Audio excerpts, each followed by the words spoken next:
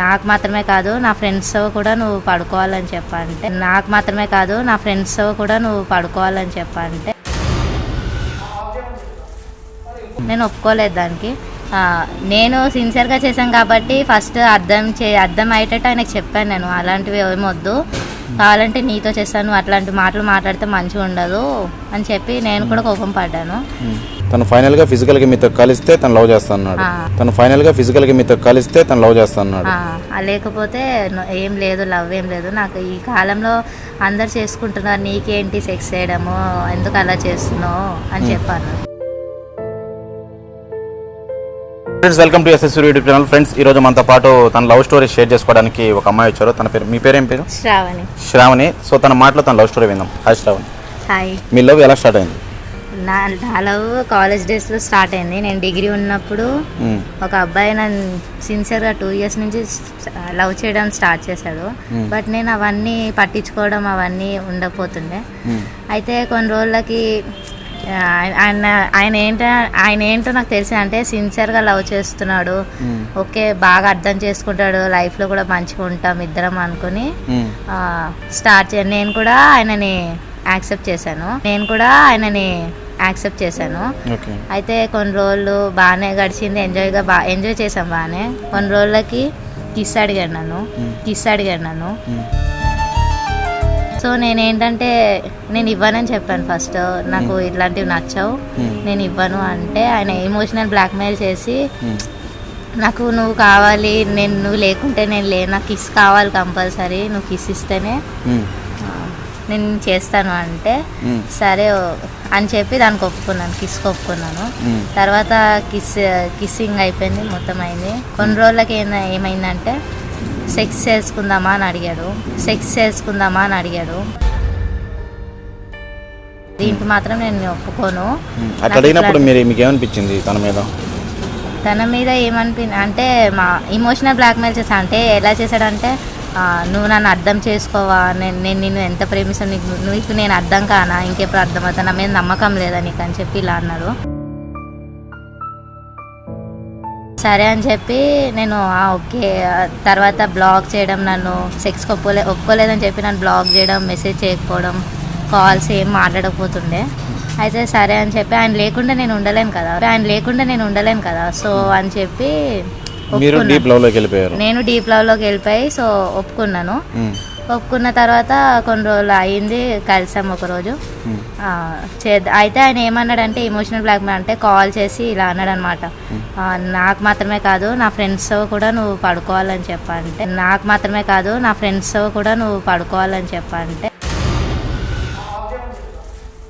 నేను ఒప్పుకోలేదు దానికి.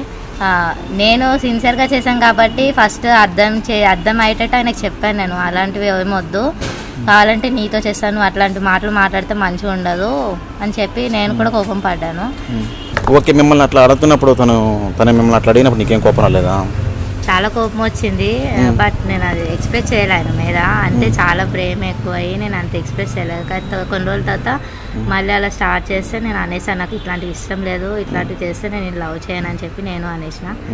సరే అని చెప్పి ఆయన మెసేజెస్కి రిప్లై ఇచ్చేవాడు కదా, బ్లాక్లో పెట్టాను నా నెంబరు. అలా అయింది. బ్లాక్ లో పెట్టినప్పుడు మీరు అంటే తను ట్రూగా లవ్ చేశారు కదా, మళ్ళీ అతనికి తను మీకు కాల్ చేయడం, మీరు తనకు కాల్ చేయడం? నేను చాలాసార్లు ట్రై చేసిన ఆయన ఎత్తకపోవడం, వేరే నెంబర్స్ నుంచి కూడా నేను కాల్ చేశాను కాబట్టి బట్ ఎత్తలేదు, నన్ను ఇగ్నోర్ చేస్తూ వచ్చేవాడు అనమాట. తను ఫైనల్గా ఫిజికల్గా మీతో కలిస్తే తను లవ్ చేస్తున్నాడు. లేకపోతే ఏం లేదు, లవ్ ఏం లేదు. నాకు ఈ కాలంలో అందరు చేసుకుంటున్నారు, నీకేంటి సెక్స్ చేయడము, ఎందుకు అలా చేస్తున్నావు అని చెప్పాను. సో ఇట్లా జరిగిన తర్వాత జరిగి ఎన్ని రోజులు అయింది? జరిగి ఒక 5 months 6 months అయింది. మీ ఇంట్లో ఇలాంటి తెలియడం అంటే మీ బ్రదర్స్ ఎవరైనా ఉన్నారు? అయితే ఇలా ఇమోషనల్ బ్లాక్మెయిల్ చేసేసరికి నేను మా అన్నయ్యకి చెప్పాను. ఆయన వెళ్ళి పోలీస్ కంప్లైంట్ అవన్నీ ఇచ్చేసరికి బాగా గొడవలు అయ్యి మొత్తం అయిపోయింది. తర్వాత ఇప్పుడు తను మళ్ళీ కాల్ చేయడం అలాంటివి ఏం జరిగాయి? లేదు, మళ్ళీ చేయలేదు. కాల్ అయితే ఏం చేయలేదు. నేను మాత్రం ఇంకా ఎంత డీప్గా లవ్ చేసా కాబట్టి నాకు మర్చిపోవడానికి కొద్ది టైం పట్టింది. ఓకే, ఇప్పుడు తను అట్లా బిహేవ్ చేశాడు కదా బ్యాడ్గా, అంటే మా ఫ్రెండ్స్తో కూడా నువ్వు సెక్స్లో గలవాలి అని చెప్పినప్పుడు నీకు ఎట్లా అనిపించింది? నీకు ఏం కోపం రాలేదా? కోపం వచ్చింది, బై ద వే బాధ కూడా అనిపించింది చాలా. ఎందుకంటే ఆయన కోసం నేను చాలా చేశాను. ఆయనకి హెల్త్ బాగాలేకపోతే నా బంగారం అమ్మి ఆయన హాస్పిటల్ అడ్మిట్ చేసి ఆయన మంచిగా చూసుకున్నాను. ఒక అంటే నాన్న తర్వాత నాన్న అంతటి వాడు అన్నట్టు చూసుకున్నాను. బట్ ఆయన మాత్రం ఇలా చేస్తాడు అనుకోలే. అసలు ఇట్లాంటి వాడిన నేను లవ్ చేసింది అసలు నమ్మబుద్ధి అవ్వట్లేదు ఎప్పటికి కూడా. తర్వాత ఏం జరిగింది? మళ్ళీ తను కాల్ చేయడం అలాంటివి ఏమైనా జరిగాయా? లేదు, ఇంకా చేయలేదు. ఇది మీ ఫ్యామిలీలో అంటే మీ ఇంట్లో ఏమైనా తెలిసిందా ఈ విషయం? చెప్పారా మీరు వెళ్ళి? మా ఇంట్లో కూడా తెలిసింది. బట్ ఏంటంటే నువ్వు కూడా చేసావు, నీది కూడా తప్పు ఉంది కాబట్టి నన్ను కూడా తిట్టారు, కొట్టారు. బట్ నేను ఆయన మాత్రం చాలా సిన్సియర్గా చేశా. ఇవన్నీ తెలిసి మా అన్నయ్య చాలా కోపం పడ్డాడు ఫస్ట్ నాతో అయితే. సో మళ్ళీ అతని గురించి చెప్పడం, మీ అన్నలకు చెప్పడం, గొడవలు కొట్టాట్లు ఏమైనా జరిగాయా? లేదు, ఇంకా ఏం జరగలేదు, అంతే. సో ఇప్పుడు తను మీ లైఫ్ నుంచి వెళ్ళిపోయిన తర్వాత మీ లైఫ్ ఎలా ఉంది? చాలా డల్గా అయిపోయింది. అంటే ఆయన ఉన్నంతసేపు ఆయనతో ఉంటే చాలా హ్యాపీగా ఉండడం. అసలు మా అమ్మ నాన్నల కంటే మంచి చూసుకుంటాడు అనుకున్నాను నేను. బట్ ఆయన వెళ్ళిపోయేసరికి చాలా డల్గా డిప్రెషన్ లాగా వెళ్ళిపోయాను నేను. చాలా బాధ అనిపించింది. తర్వాత మళ్ళీ అంటే ఏమైనా లవ్ చేయడం అంటే మళ్ళీ జరిగాయి నీ లైఫ్లో? నా లైఫ్లో ఏం లేదు, కానీ అతని లైఫ్లో అయితే మళ్ళీ నేను కనుక్కున్నాను. ఆయనకి 2-3 మెంబర్స్ ఉన్నారని చెప్పి తెలిసింది. అతను వెళ్ళిపోయిన తర్వాత అతనికి 2-3 మెంబర్స్ ఉన్నారని తెలిసింది. సో తర్వాత ఇంకా నేనే అనవసరంగా చేశాను, నమ్మాను. బాగా నమ్మినందుకు నాకు బాగా బుద్ధి చెప్పాడు. అతను ప్రాపర్ ఎక్కడ? అతను ఉండేది ఎక్కడ? అంటే హైదరాబాదా? ఓకే, ఇప్పుడు అబ్బాయి మోసం చేసి వెళ్ళిపోయాడు కదా మీ లైఫ్ నుండి. సో అబ్బాయి ఇప్పుడు మళ్ళీ మీ దగ్గరకు వస్తే మీరు ఏం చేస్తారు? అబ్బాయిని ఫస్ట్ బాగా కొడతా. నేను నన్ను ఎందుకు వదిలేసావు, నేను నీ మీద చాలా నమ్మకం పెట్టుకున్నా, నా ఫ్యామిలీ తర్వాత నువ్వు నా ఫ్యామిలీ అనుకున్నాను. బట్ నువ్వు ఇలా చేస్తావు అనుకోలే.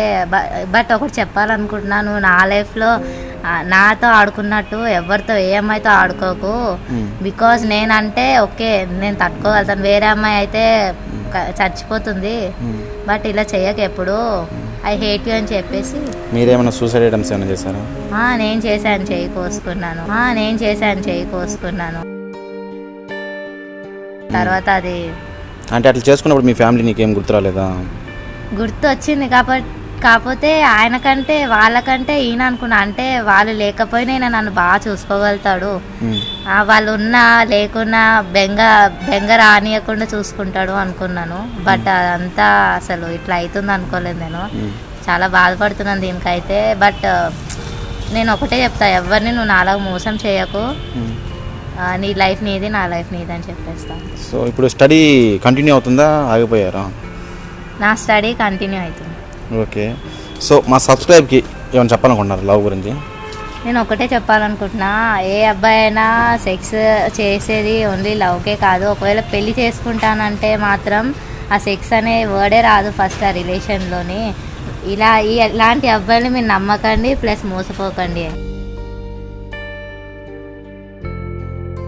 ఫ్రెండ్స్ చూసారు కదా మన శ్రావణి లవ్ స్టోరీ. నాకైతే చాలా బాధగా అనిపించింది. ఎందుకంటే ఒక అబ్బాయిని ట్రూగా లవ్ చేస్తే మోసం చేసి వదిలేసి వెళ్ళిపోతే ఎంత బాధగా ఉందో సో తన మాటల్లో మనం విన్నాము. తను శ్రావణి చెప్పింది చాలా కరెక్ట్. అంటే ఒక అబ్బాయి తన లైఫ్లోకి ఒక అమ్మాయి రావాలనుకుంటే, లవ్ చేసి పెళ్లి చేసుకోవాలనుకుంటే, సో మన లైఫ్లోకి ఎప్పుడన్నా అమ్మాయి వస్తుంది అనే హోప్తో ఉంటాడు. కానీ నా రూమ్కి రా, నా ఫ్రెండ్స్తో ఉండు, సంథింగ్ ఇలాంటి బ్యాడ్ వర్డ్స్ అయితే యూజ్ చేయడు. సో లవ్ చేస్తే ట్రూగా లవ్ చేయండి, లేదంటే టైం పాస్ అయితే చేయొద్దు. సో మన వీడియో కానీ మీకు నచ్చినట్లయితే లైక్, షేర్, సబ్స్క్రైబ్ చేసి కింద గంట సింబల్ గట్టు కొట్టండి. అండ్ మీ లైఫ్లో కూడా ఇలాంటి లవ్ ఫెయిల్యూర్ స్టోరీస్ ఏమైనా ఉంటే మనతో షేర్ చేసుకోవాలనుకుంటే డిస్క్రిప్షన్లో నా ఇన్స్టా ఐడి పెడుతున్నాను, లింక్ పెడుతున్నాను, SS Surya 143 అని ఉంటుంది. సో మెసేజ్ చేయండి. Okay, thank you friends.